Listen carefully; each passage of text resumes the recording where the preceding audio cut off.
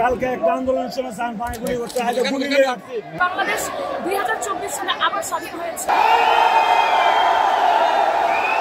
শাহবাগ কিন্তু এই মুহূর্তে লোকে লোকারণ্য, আপনারা উল্লাস করছেন, সবাই এই শাহবাগে জড়ো হচ্ছেন। আমরা যতদূর দেখেছি শাহবাগ পর্যন্ত আসতে আসতে বিভিন্ন এলাকা থেকে বিভিন্ন স্লোগান নিয়ে সাধারণ মানুষজন কিন্তু এই শাহবাগে এসে জড়ো হচ্ছেন।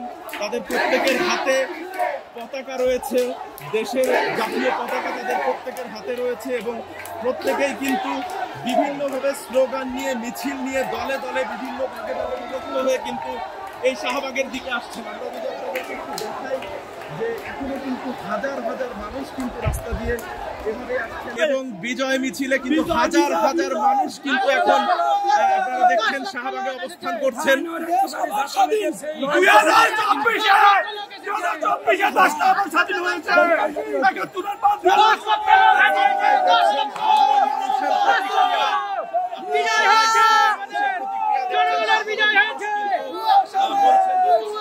এই শাহবাগ মোড়ে সবাই জড়ো হচ্ছেন, দেখছেন সরাসরি শাহবাগ মোড়ে হাজার হাজার মানুষের অবস্থান, সকলে বিজয় উল্লাস করছেন এবং তারা ভুয়া ভুয়া বলে স্লোগান দিচ্ছেন এবং বিভিন্ন স্লোগানে কিন্তু এই মুহূর্তে মুখরিত শাহবাগের এলাকা। আমি যদি আপনাদেরকে একটু দেখাই, What I want to say is that this is not just the end of the tyrant Sheikh Hasina. With this, we put an end to the mafia state.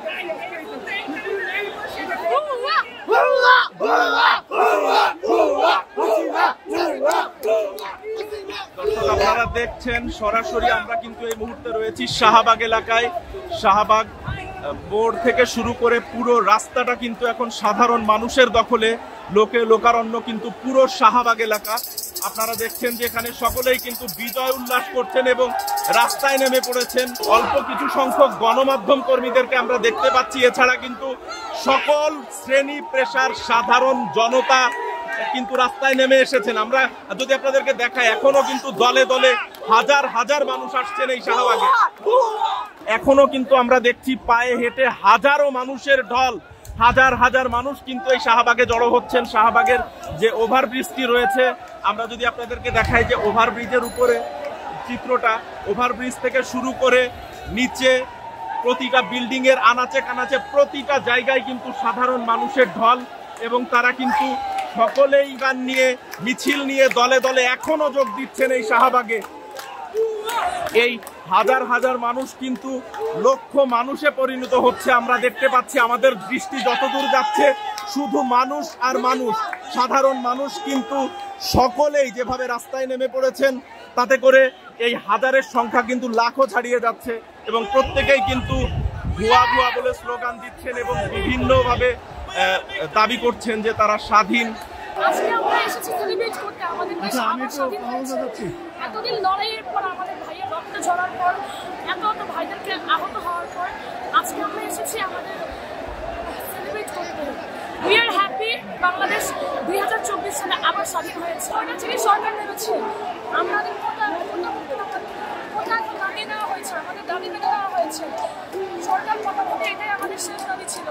আমরা চাই একটি স্বাধীন বাংলাদেশ, একটি ভালো সরকার যে আমাদের ভালোভাবে নেতৃত্ব দিবে।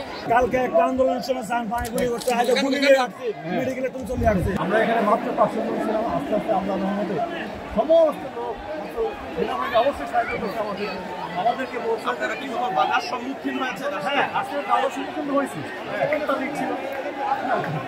প্রশাসন, আইন শৃঙ্খলা বাহিনী বা সেনাবাহিনী থেকে বাধা করা হয়েছে কিনা?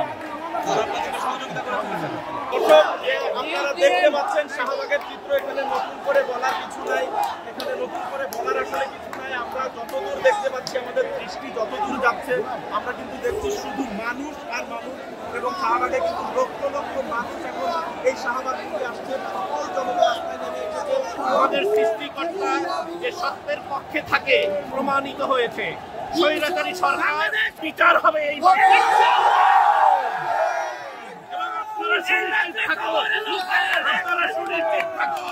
যত মন্ত্রী এবং যত সরকারের যত দালাল সাথে জড়িত ছিল, এই দেশের সরকার গঠন করবে জনগণ।